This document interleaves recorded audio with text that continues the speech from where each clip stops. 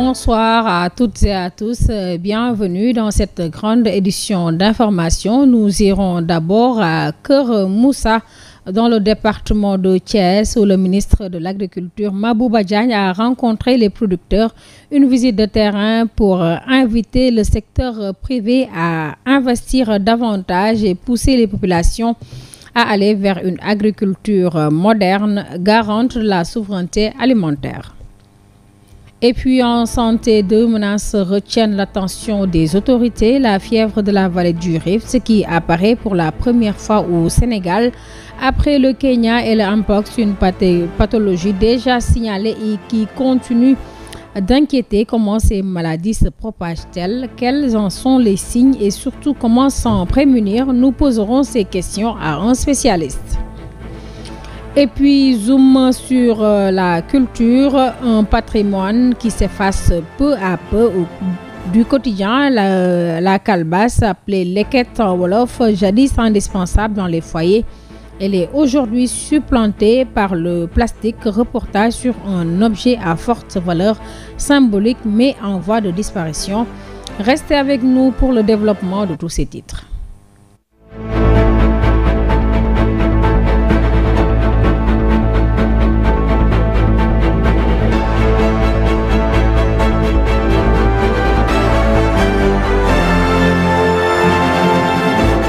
Mesdames et messieurs, merci de nous rester fidèles. Je vous l'annonçais en titre, le ministre de l'Agriculture, Mabouba Diagne, s'est rendu ce mercredi à Keur Moussa, dans le département de Thiès, pour visiter les champs locaux. Il a appelé les acteurs privés à investir davantage dans le secteur et à encourager la population à adopter des pratiques agricoles modernes pour renforcer la souveraineté alimentaire du pays. Il est au micro de Mansour Diassé.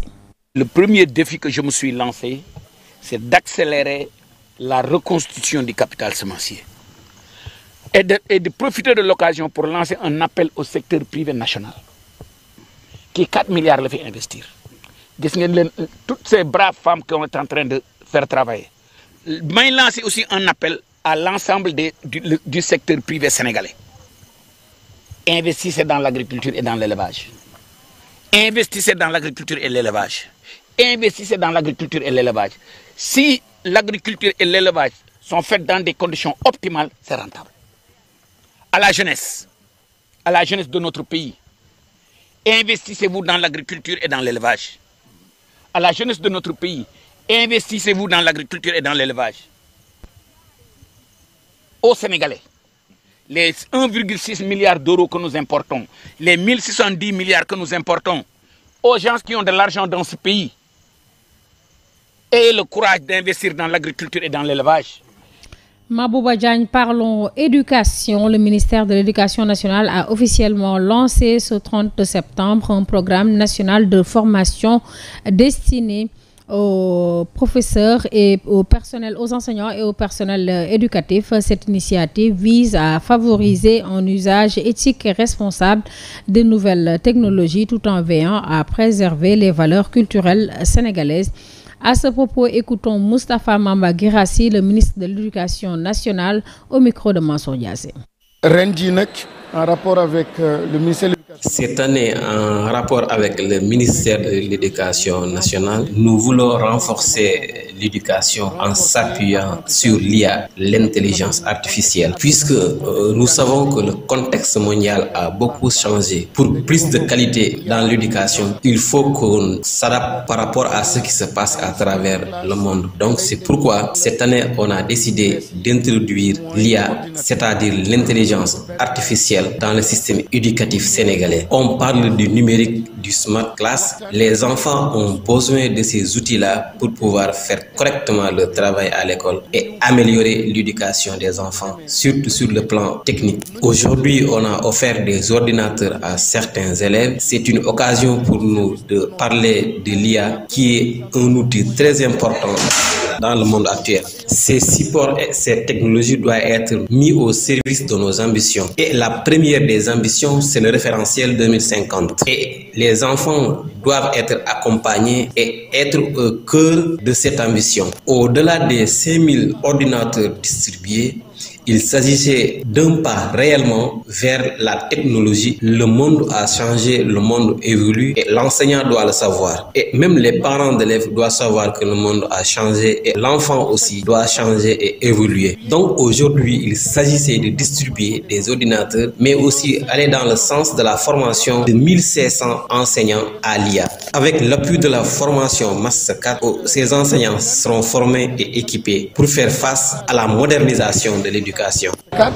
Former 105 000 enseignants. Parlons santé. Après le Kenya, la fièvre, autant pour moi, de la vallée du Rift vient d'apparaître pour la première fois au Sénégal, une maladie dangereuse et transmissible qui touche particulièrement les zones d'élevage. À cela s'ajoute le mpox, une autre pathologie qui suscite l'inquiétude des autorités sanitaires. Comment ces maladies se propagent-elles? Quels sont leurs signes et surtout comment les prévenir? L'élément de réponse avec le docteur Amadouba, spécialiste en génie sanitaire, joint au téléphone par Abdoulaye Ndiaye. Également de la fièvre de la vallée du Rift.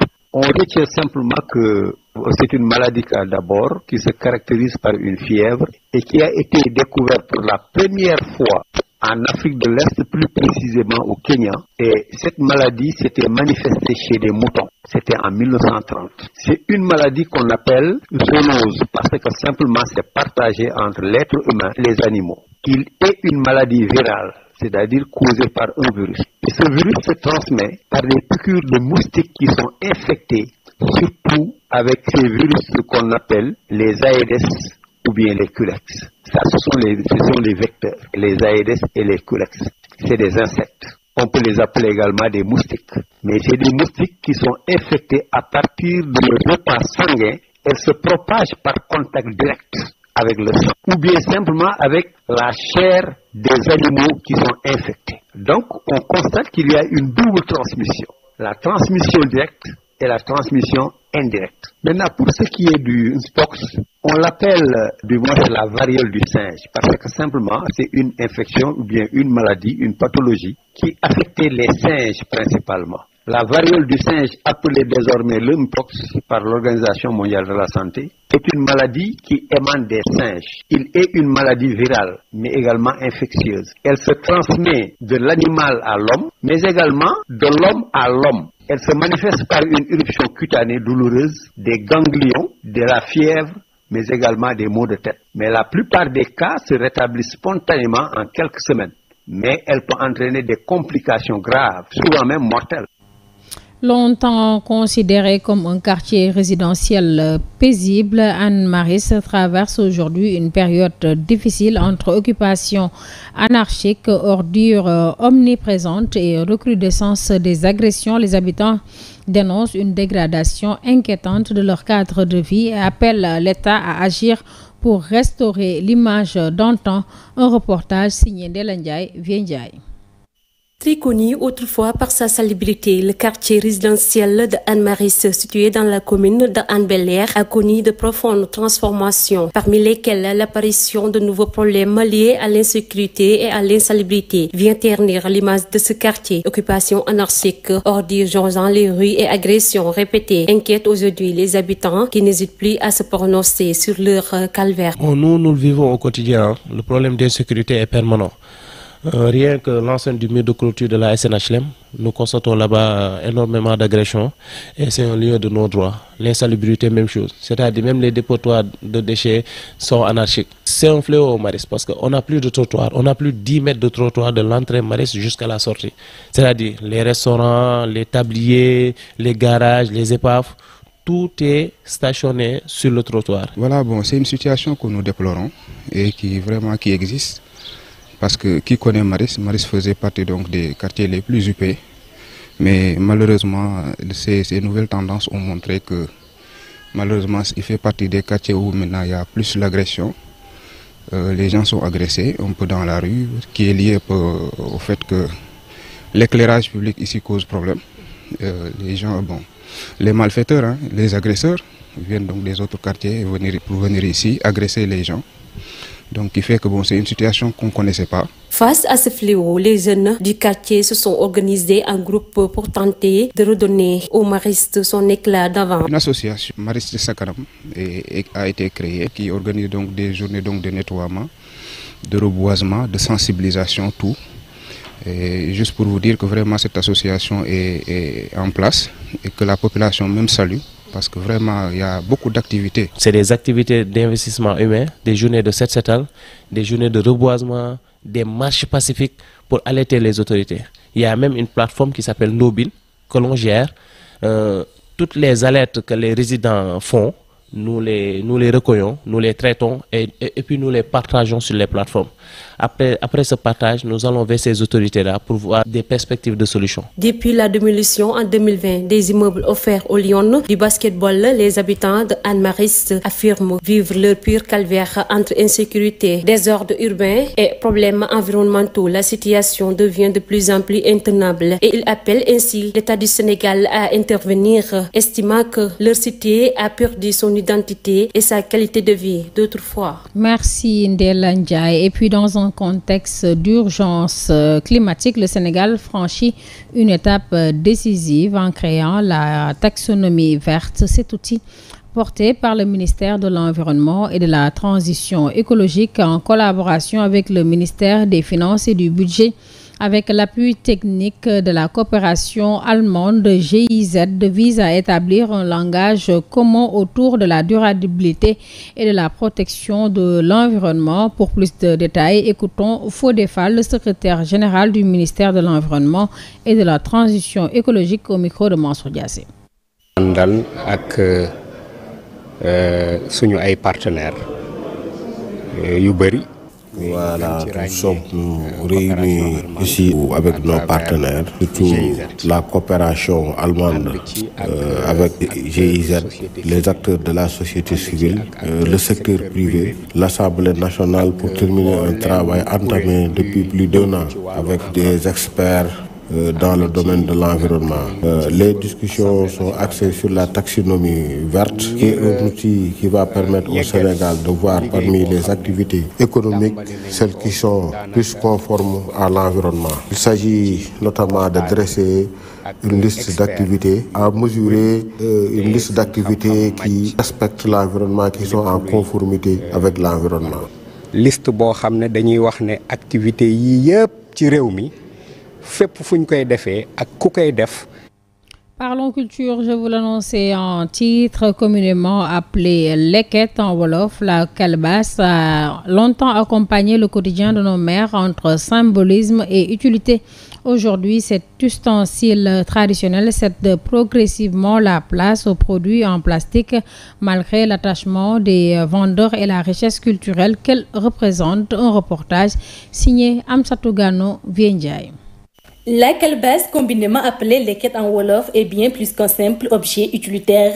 C'est un véritable trésor culturel qui a longtemps accompagné le quotidien de nos mères, auquel elle conférait une valeur symbolique. Cependant, force est de constater que la calebasse, utilisée autrefois comme panier, tend à disparaître progressivement au profit des ustensiles en plastique. Les hommes rencontrés au marché de Grand Yoff reviennent en détail sur les raisons de cette disparition. Maintenant, on n'utilise plus les calebasses parce que les gens sont indisciplinés et les enfants font ce qu'ils veulent, ils ne respectent pas la tradition. Maintenant, nous sommes à l'ère du modernisme.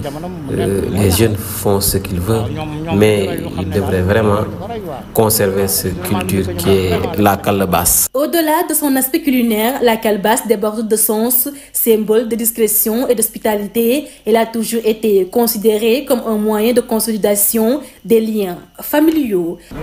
Les sachets, vraiment, c'est pas bon et ça ne protège pas ce qui est à l'intérieur. Il est visible par tout le monde. Mais la calebasse, c'est traditionnel et c'est beaucoup plus adapté à la culture sénégalaise. C'est pourquoi je pense que l'utilisation de cet outil doit être beaucoup plus vulgarisée, puisque il protège beaucoup ce qui est à l'intérieur. Personne ne le voit, donc il protège la personne et c'est beaucoup plus pratique. En Afrique, la calebasse fait partie de nos traditions et nos cultures. Elle est utilisée dans les cérémonies religieuses telles que les mariages et les baptêmes, mais elle revêt aussi une fonction thérapeutique. Auparavant, la calebasse, tu pouvais partir au marché, faire tes achats sans que personne ne sache ce qui est à l'intérieur, te protège. Donc c'est beaucoup plus protecteur, je pense. Avant aussi, s'il y avait quelqu'un qui tombait malade, on y mettait de l'eau et il se lavait avec pour guérir. C'était donc un remède. C'est quelque chose qui était très important dans la tradition et je pense qu'il peut être utile et important en ce moment. Même si la calebasse tend à disparaître, les vendeurs de ces ustensiles restent loin de se décourager. Ils poursuivent leur commerce de calebasse dans les marchés avec des prix qui varient en fonction de la taille. Oui, pour les calebasses, il y a certaines qui coûtent à 1500, 2500 et 3000 francs CFA. Merci Amsatou Gano. Parlons d'actualité hors de nos frontières. L'actualité internationale reste tendue. En République démocratique du Congo, Joseph Kabila est condamné à mort pour crime de guerre. Au Cameroun, la présidentielle est menacée par des villes mortes dans les régions anglophones. Au Maroc, la jeunesse descend dans les rues pour réclamer des réformes sociales. Et en Équateur, la grève indigène se poursuit. Aux États-Unis, le pays fait face à un shutdown budgétaire majeur. Le round-up de l'actualité internationale avec Abdoulaye Dieye. En République démocratique du Congo, l'ancien président Joseph Kabila a été condamné à mort par la haute cour militaire de Kinshasa. Absent de son procès, il est reconnu coupable de crimes de guerre et de trahison et sommé de verser plus de 33 milliards de dollars de dommages et intérêts à l'État et aux victimes. Son camp dénonce une procédure politique au Cameroun. La campagne électorale est fortement perturbée à l'approche de la présidentielle du 12 octobre. Dans les régions anglophones, les séparatistes imposent depuis 2 semaines des journées de ville morte. Une menace qui pourrait peser lourdement sur le vote. Et puis nous enchaînons au Maroc. Un mouvement inédit secoue le royaume. Pour la 4e fois consécutive, des centaines de jeunes sont descendus dans les rues de Rabat, Casablanca, Fès ou Tanger. À l'appel du collectif Gen Z 212, ils réclament une réforme de l'éducation et une amélioration des services de santé publics. Et puis en Équateur, la grève indigène se poursuit pour le 10e jour consécutif. Les barrages paralysent 5 provinces dont la capitale Quito. La tension est montée d'un camp après la mort de manifestants malgré les tentatives de médiation et les interventions de la police et de l'armée. Nous terminons aux États-Unis. Depuis minuit, le pays est entré en shutdown budgétaire.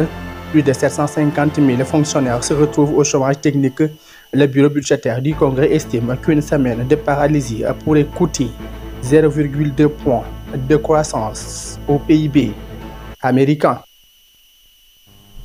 Merci Abdoulaye Dieye. C'est cet élément d'ailleurs qui met fin à cette grande édition du soir. Mesdames et messieurs, merci de l'avoir suivi et bonne suite des programmes sur Global Télévision.